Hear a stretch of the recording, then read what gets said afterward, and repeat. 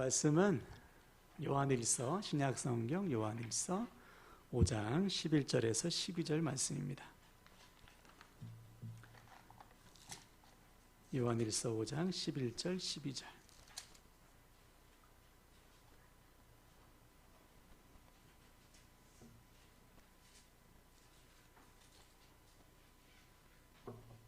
신약성경 393면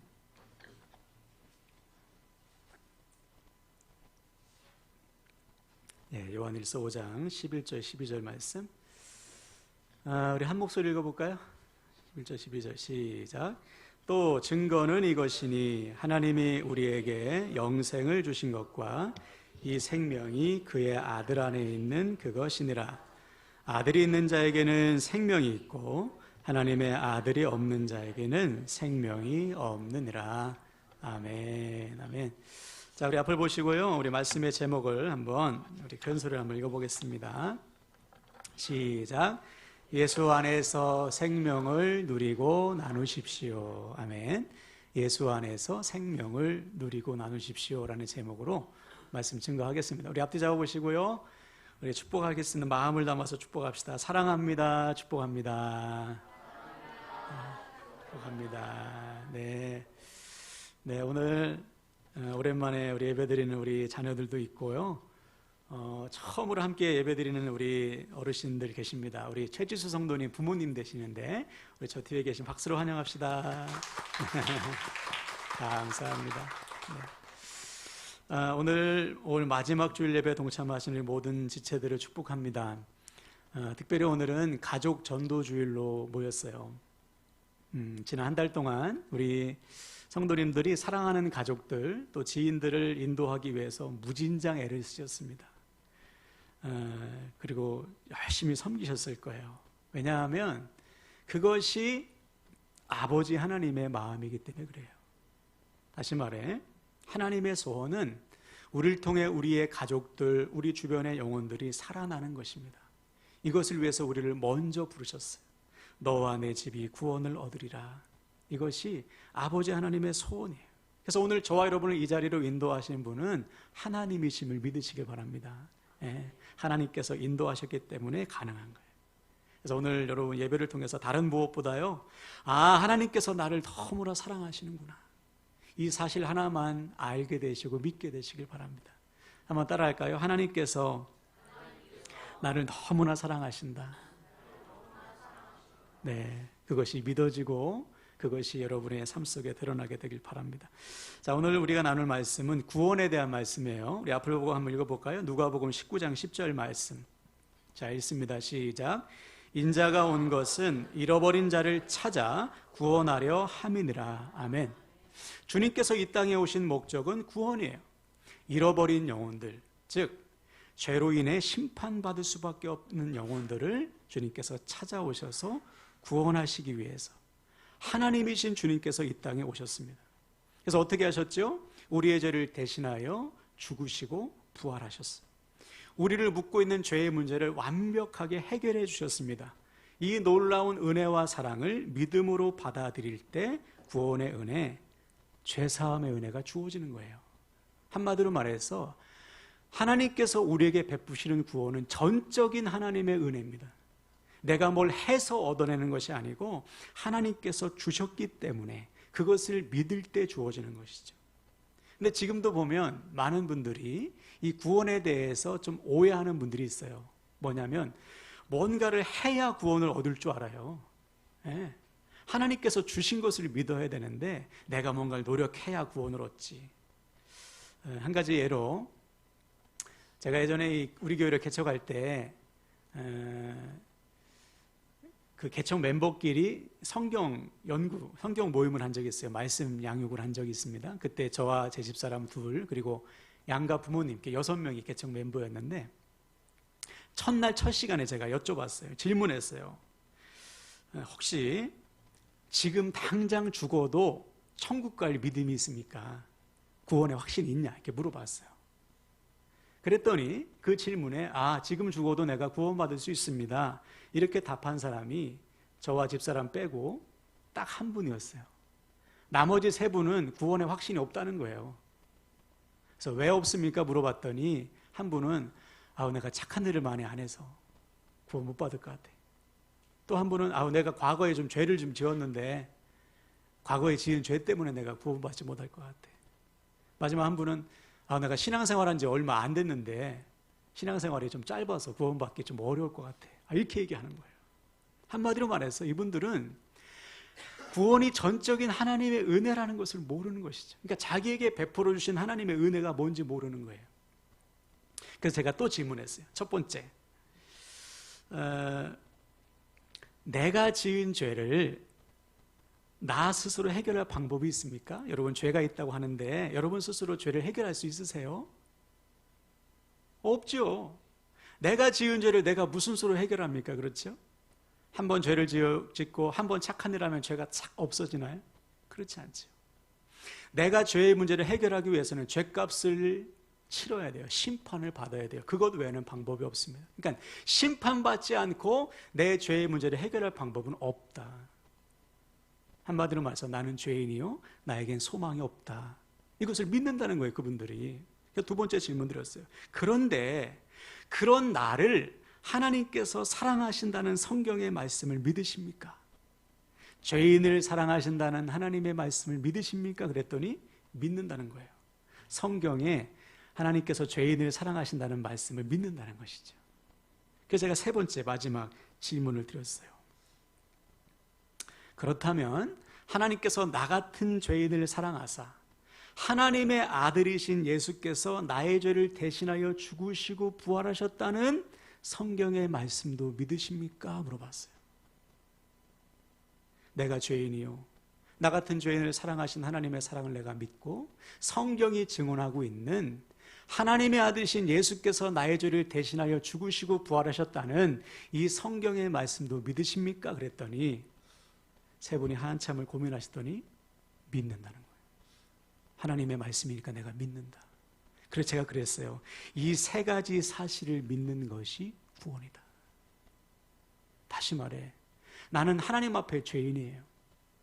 내 죄의 문제를 내가 해결할 방법이 없어. 다시 말해 나에겐 소망이 없어요. 이것을 인정하는 것이 구원의 시작이에요.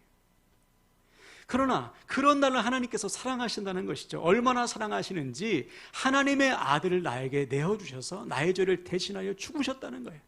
뿐만 아니라 죄와 사망을 이기시고 부활하심으로 죄의 문제를 완벽하게 해결해 주셨다. 이 놀라운 은혜와 사랑을 믿음으로 받아들이는 자에게 구원이 주어진다는 사실이에요.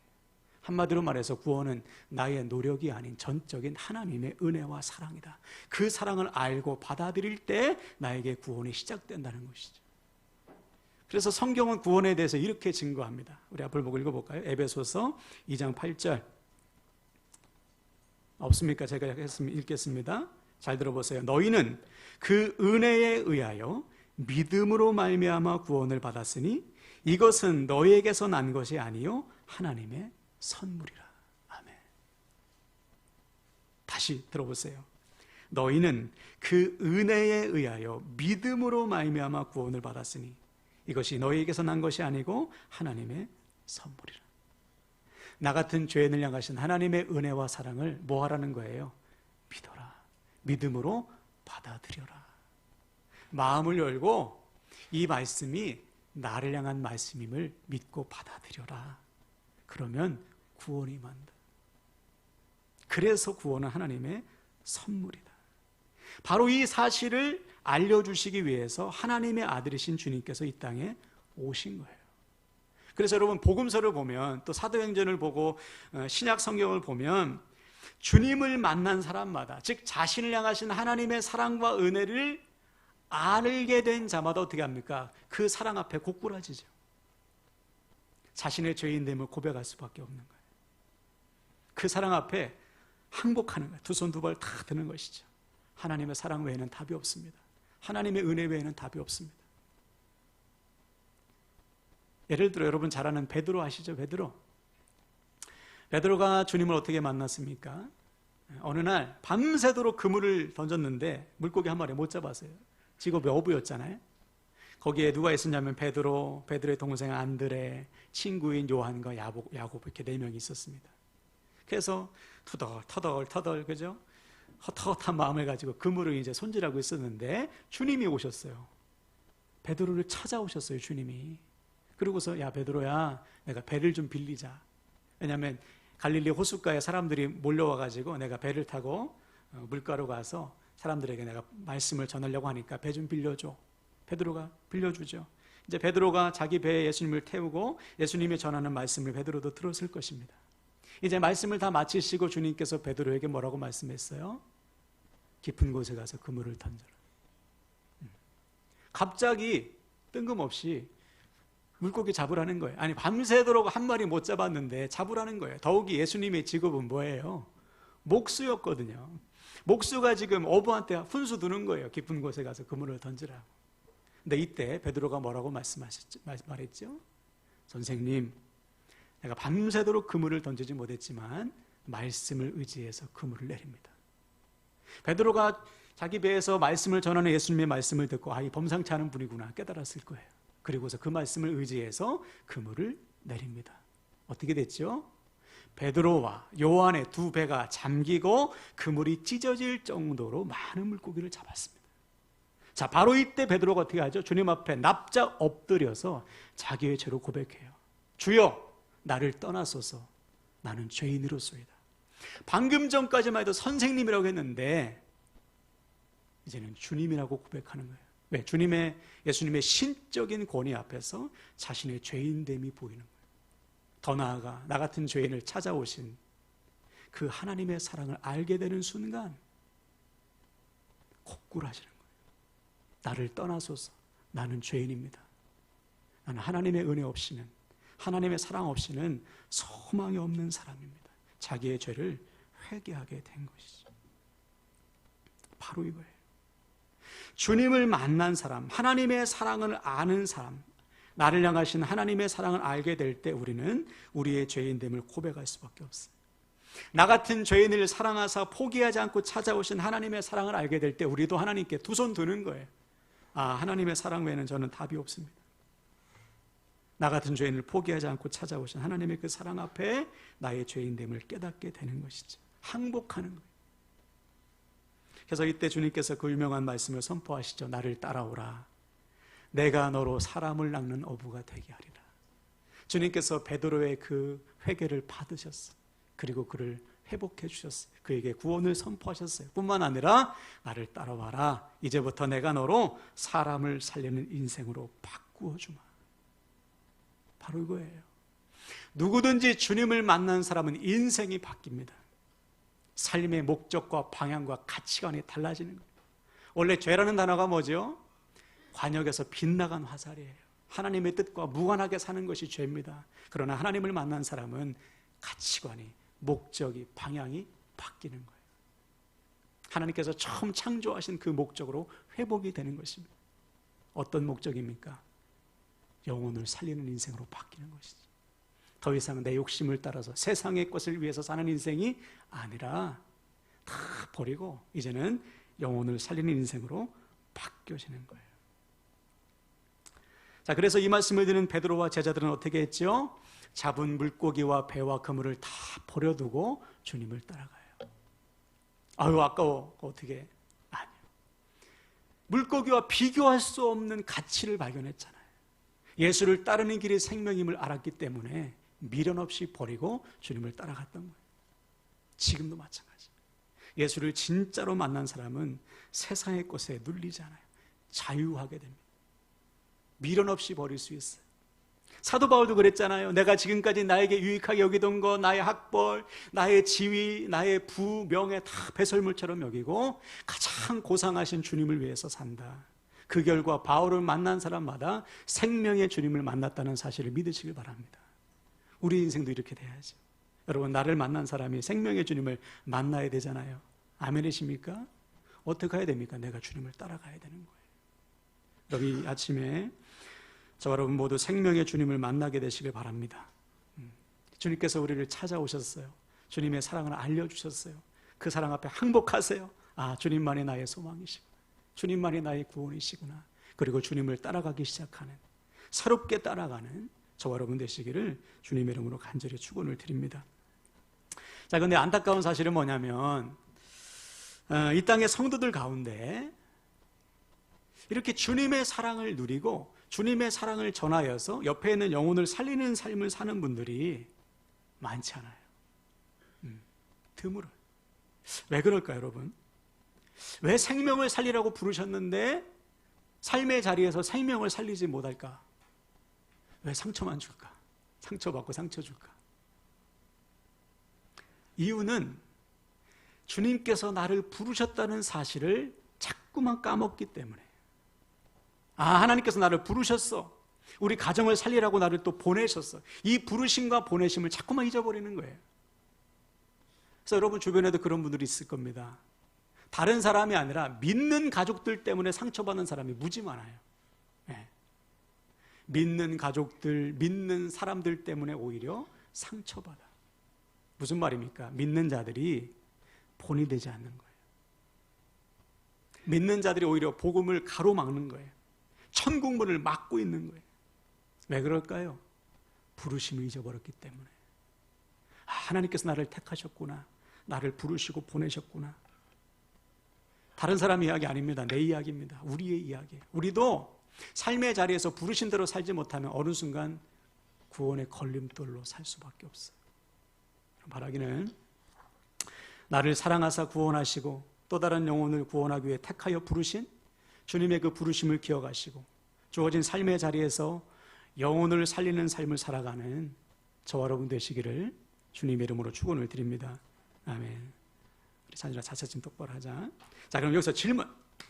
여러분, 그럼 영혼을 살리기 위해서는 어떻게 살아가야 돼요? 어떻게 할까요? 하나님께서 우리를 살리기 위해서 가장 먼저 하신 게 뭘까요? 찾아오신 거예요. 우리가 좀 전에 읽었죠? 인자가 온 것은 잃어버린 자를 찾아 구원하려 함이니라. 이게 은혜입니다. 여러분, 우리 주변에, 우리 중에 하나님 스스로 찾은 분 계세요?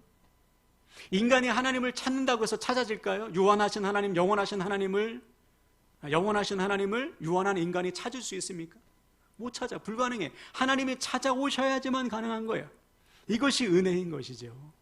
하나님께서 나를 먼저 찾아오셨기 때문에 그 찾아오시는 사랑으로 인해서 우리가 살아난 거예요.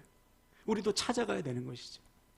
자, 그래서 성경은 이렇게 증거합니다. 요한일서 4장 19절. 자, 있습니다. 시작.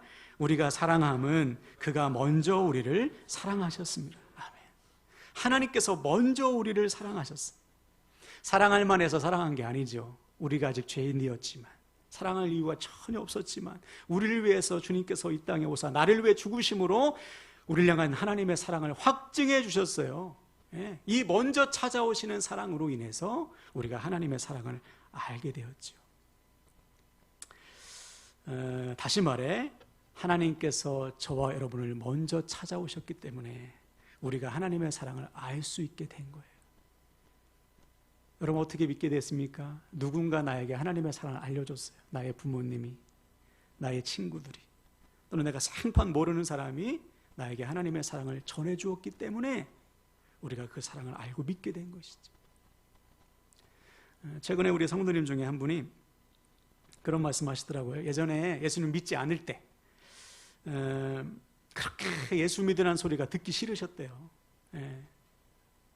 그래서 주변에 믿는 사람이 있으면 먼저 벽부터 탁 쳤대요. 나한테 예수 믿으라는 소리 하지 마라.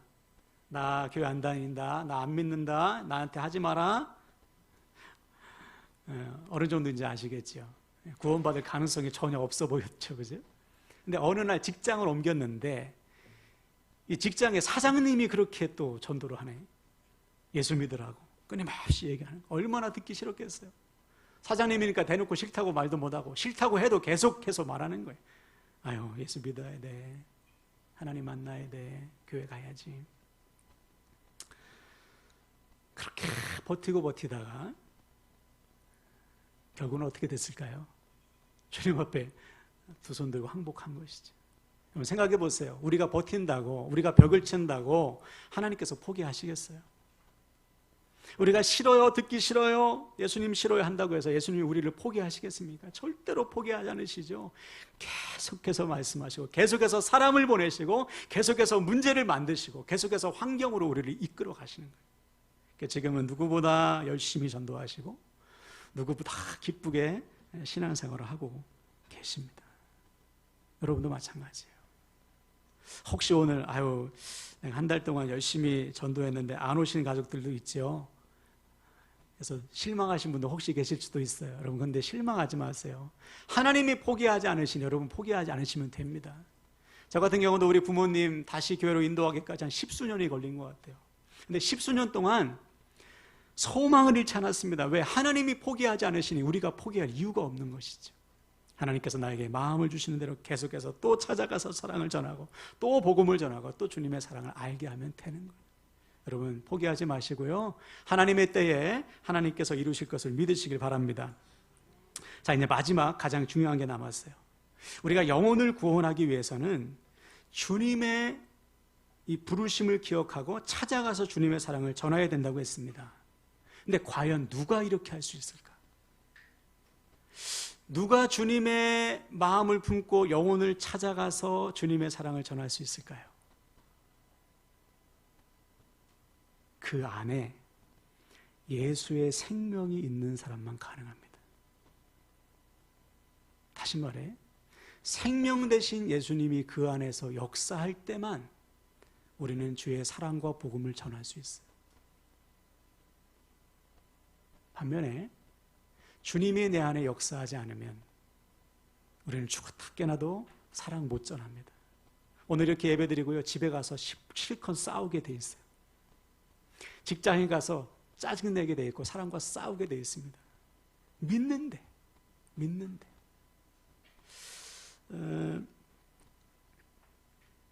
어떤 분이 이렇게 말씀할 수 있죠. 우리가 예수님 믿는데 당연히 주님이 내 안에 계시죠. 성경의 말씀처럼 우리가 예수님을 구주로 영접하면 주님의 영이신 성령이 우리에게 임하시잖아요. 그렇죠? 그럼 당연히 내 안에 계시죠. 맞아요. 우리가 주님을 믿으면 주님이 내 안에 거하십니다. 애들이니까 이해하세요. 근데 중요한 것은 주님이 내 안에 거하시는데 이것을 내가 누리지 못하는 거예요. 분명히 내 안에 임하셨는데 우리가 예수를 구주로 영접하면 왜 그럴까요? 내가 자꾸만 살아나서 그렇습니다. 여러분, 주님이 내 안에 살아 역사하시려면 내가 죽어야 돼요. 그런데 내가 안 죽고 시퍼렇게 살아있으니 주님이 역사하실 수가 없는 것이죠. 다시 말해, 내가 죽어야 주님이 내 안에 사십니다. 이게 안 되면 일평생 예수 믿어도 한 사람도 살릴 수가 없어요. 큰 신이 나만 구원받을 가능성이 상당히 높습니다. 지금 여러분 스스로 속으로 한번 답을 해보세요. 예수의 생명이 여러분 안에 충만하신가요? 그래서 여러분이 날마다 그 사랑을 누리고 옆에 있는 사람들이 여러분 안에 있는 예수의 생명을 느끼고 있냐 말이에요. 만약 그게 아니라면 답은 한 가지입니다. 지금 내가 너무 살아있는 거예요. 나의 고집, 나의 욕심, 나의 계산이 죽지 않으니 주님께서 역사할 수 없어요. 주님이 아무리 말해도 안 들려. 주님이 이끌어도 갈 수가 없어요. 나와 함께 하시는 주님을 보지를 못하는 거예요. 여러분이 잘 아시는 다윗도 그랬습니다. 여러분, 다윗은 어떤 사람이었죠? 누구보다 하나님을 사랑했던 사람, 자타가 공인하는 신앙인, 예배자였습니다. 근데 그런 다윗이 어떻게 됐습니까? 어느 순간 하나님을 잊어버려요. 자신과 함께 하시는 하나님을 못 봐요. 그 결과 유부녀와 간음하고 자기의 충신, 그 유부녀의 남편을 전쟁터에서 죽게 만들지 않습니까? 왜 이런 일이 일어나게 되는 것일까? 다윗이 자신과 함께 하시는 하나님을 잃어버렸기 때문에. 어느 순간 자신이 살아난 거예요. 늘 하나님의 자신과 함께 하시는 보면서 늘 하나님의 뜻에 순종했던 다윗이 어느 순간 자기가 주인 되어 버린 것입니다. 우리도 이럴 수 있단 말이에요. 내 안에 살아계신 주님을 잊어버린 순간 어느덧 내가 주인 됩니다. 내가 주인 되면 주님이 역사하실 수가 없어요. 지난 한 주간만 돌아보세요. 얼마나 여러분 내가 살아서 헛된 짓을 많이 했습니까? 생명을 살리기는커녕 나조차 생명을 누리지 못할 때가 참 많았잖아요.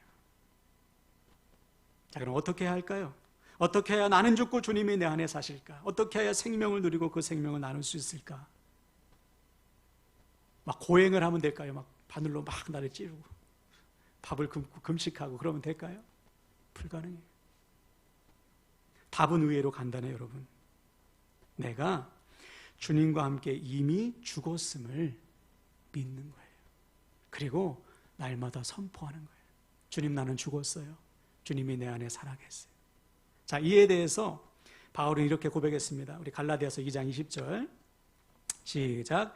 내가 그리스도와 함께 십자가에 못 박혔나니 그런즉 이제는 내가 사는 것이 아니요 오직 내 안에 그리스도께서 사시는 것이라. 이제 내가 육체 가운데 사는 것은 나를 사랑하사 나를 위하여 자기 자신을 버리신 하나님의 아들을 믿는 믿음 안에서 사는 것이라. 아멘.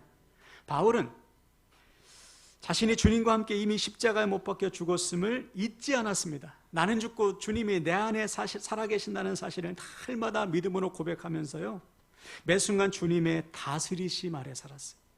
주님을 나의 주인으로 고백하며 살았다는 거예요. 아, 나는 죽었습니다. 주님이 내 안에 살아계시죠. 그래서 말 한마디를 하더라도 주님께 묻는 거예요.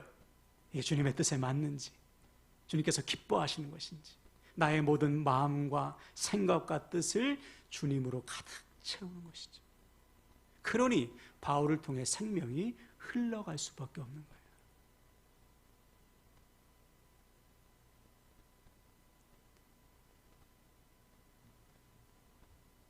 여러분 안에 예수로 채우시길 바랍니다.